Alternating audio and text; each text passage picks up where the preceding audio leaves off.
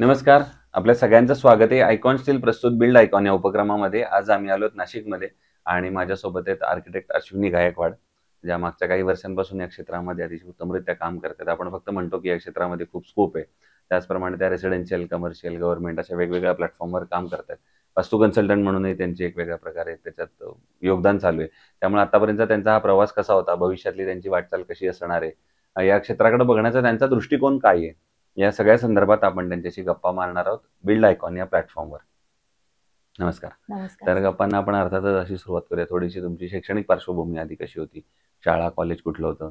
या क्षेत्राकडे येण्यामागची प्रेरणा किंवा इन्स्पिरेशन कोण होतं ज्यांच्यामुळे तुम्ही इकडे आलात?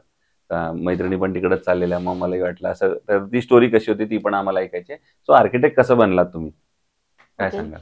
स्कूल माझं आर.जे.सी.बी गर्ल्स हं, हायस्कूल मधून हं. माझं झालं आहे ओके. आणि गोखले एज्युकेशन्स मधनं हायर एज्युकेशन केलं आणि त्याच्यानंतर मराठा प्रसारक समाजमधनं म्हणजे गंगापूर रोडला एनडीएमव्हीपी कॉलेजमधनं मी आर्किटेक्ट झाली आहे. ओके. इन्स्पिरेशन सांगायचं तर ऑफकोर्स माझी आई बरं. ह्या सगळ्यामध्ये आहे, या प्रवासामध्ये. हं. म्हणजे स्कूलपासनं तर आज आर्किटेक्ट होण्यापर्यंत आणि बरं. इव्हन प्रोफेशनल लाईफमध्ये पण आईचं योगदान आहे. बरोबर. पण त्यांना असं वाटत होतं, मग तुम्हाला काय वाटत होतं की कुठल्या क्षेत्रात जावं असं?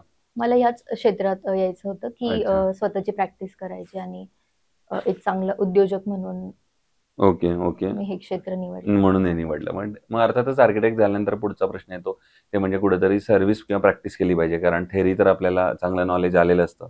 पण त्याच्यानंतर प्रॅक्टिकल येणंही महत्त्वाचं आहे. त्यामुळे मग तुम्ही ते प्रॅक्टिस कुठं केलीत?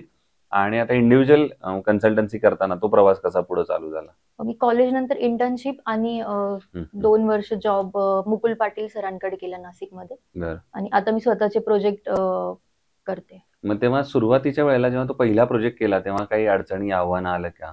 हो, खूप सारे आव्हान आले. बरं. जसं प्लॅनिंगमध्ये पण आणि फायनल स्टेजमध्ये जेव्हा कंप्लीशनला असतो प्रोजेक्ट, तेव्हा पण खूप गोष्टी इंटेरियर टर्म्समध्ये चेंज होतात.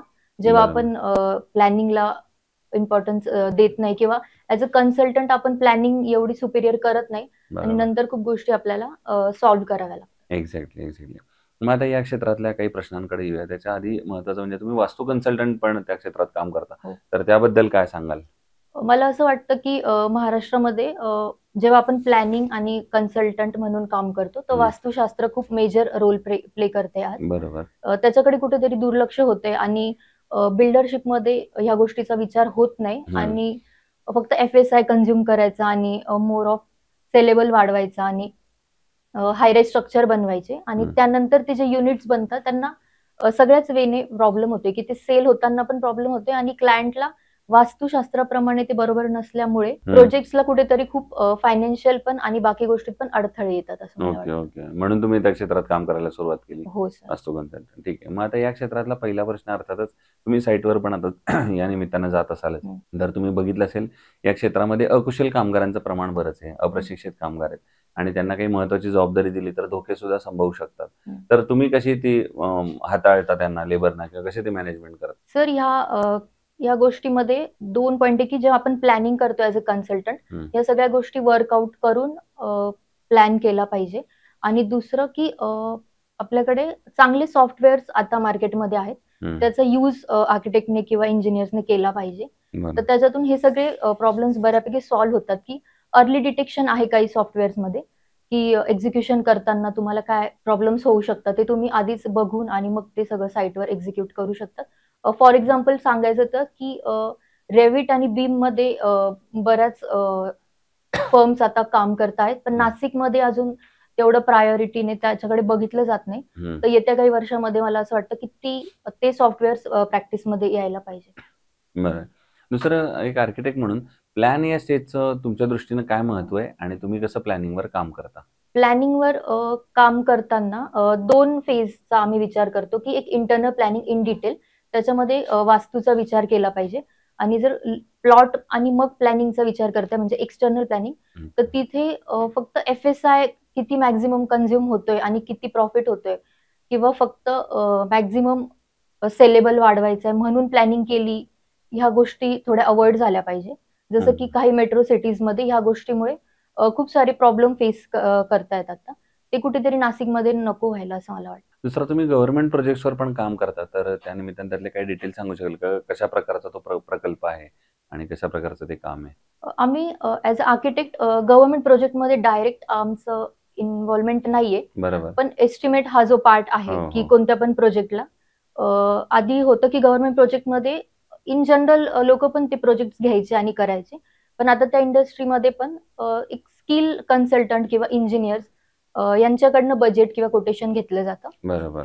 तर याच्यामुळे खूप गोष्टींचा फरक होईल असं मला वाटतं. दुसरं नाशिक जिल्ह्याच्या विकासाचं विजन एक हं. आर्किटेक्ट म्हणून जर तुम्हाला विचारलं, हं. तर तुम्हाला काय वाटतं आता प्रशासनानं कुठल्या क्षेत्रावर काम केलं पाहिजे, जेणेकरून येणाऱ्या 15-20 वर्षामध्ये एक सर्वांगीण विकास असलेलं नाशिक आपल्याला बघता येईल? सगळ्यात आधी मी म्हणेल की झोनवर सगळ्यात आधी काम झालं पाहिजे, की कोणत्या झोनमध्ये कोणती डेव्हलपमेंट होते. फॉर एक्झाम्पल सांगायचं तर नाशिकमध्ये सपोज गोदावरी रिव्हर आहे, पांडवलेणीचा जो झोन आहे, या सगळ्या झोनवर गव्हर्नमेंटने किंवा प्रशासनाने लक्ष दिलं पाहिजे. हं, आणि सेकंड मी बिल्डरशिपमध्ये म्हणेल, की जो एफ-एस-आयचा यूज होतोय त्याच्यावर कुठेतरी प्रशासनाने लक्ष दिलं पाहिजे. नक्कीच.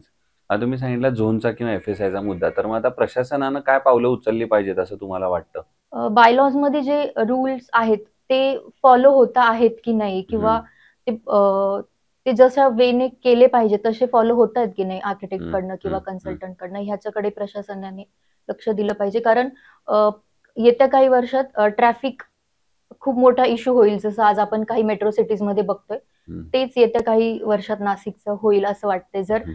रोडची कनेक्टिव्हिटी आणि ट्रॅफिक जंक्शन सॉल्व्ह नाही केले तर. नाही केलं हा तर. टाउन प्लॅनिंग लेव्हलचा विषय आहे, पण यात प्रशासनाने लक्ष दिलं पाहिजे. दिलं पाहिजे. बरोबर आहे. दुसरं कन्स्ट्रक्शनमध्ये जेव्हा स्टील निवडण्याची वेळ येते, हं. तेव्हा तुम्हाला काय वाटतंय का चांगल्या स्टीलमध्ये काय पॅरामीटर्स असले पाहिजेत? स्टीलमध्ये स्ट्रेंथ आणि कोरोजन रेझिस्टन्स ह्या 2 ओके. गोष्टी सगळ्यात महत्त्वाच्या वाटतात मला. बरोबर. त्याच्यामध्ये कॉम्प्रोमाईज नको व्हायला. नको व्हायला. आणि आता अगदी शेवटचा प्रश्न ते म्हणजे या क्षेत्रामध्ये जे तुमच्यासारखेच यंग आर्किटेक्ट येत आहेत, स्पेशली मुली येत आहेत, हं. तर त्यांना तुम्ही काय सल्ला द्याल या क्षेत्रात येण्यापूर्वी? म्हणजे त्यांनाही यशस्वी वाटचाल करायची असेल, त्यांना पुढचं त्यातल्या ज्या अडचणी आहेत, त्या पुढच्या सीनियर्सकडनं जर कळल्या त्यांना, तर तेही त्या मार्गात पुढे जाऊ शकतील. स्वतःचा अनुभव घ्या, की फील्डमध्ये या, अभ्यास करा आणि हं. स्वतःचा अनुभव घ्या. जेव्हा अनुभव घेतो आपण तेव्हा आपल्याला नक्कीच खूप गोष्टी समजतील असं वाटतं. सो या होत्या आर्किटेक्ट अश्विनी गायकवाड आणि त्यांनी सांगितलं त्याप्रमाणे हे फील्डमध्ये प्रॅक्टिकल एक्सपिरियन्स फार महत्त्वाचा असतो. जसं कुठल्याही बिल्डिंगला पाया फार महत्त्वाचा आहे. त्याप्रमाणे तुम्ही या क्षेत्रामध्ये थेरॉटिकल नॉलेज घ्या, पण त्यासोबत प्रॅक्टिकल नॉलेज घ्या. स्वतःच्या करिअरचा बेस पहिला पक्का करा आणि त्यानंतर जर तुम्ही पुढे वाटचाल केलीत, तर या क्षेत्रामध्ये तुम्ही नक्की यशस्वी व्हाल. पुन्हा एकदा आपले मनापासून आभार की तुम्ही आलात आणि भविष्यात सुद्धा असेच उत्तमोत्तम आयकॉनिक प्रोजेक्ट आपल्या हातून घडावेत. याच आयकॉन स्टीलतर्फे मनःपूर्वक शुभेच्छा. आमच्याकडनं पण आयकॉन स्टीलला शुभेच्छा. धन्यवाद.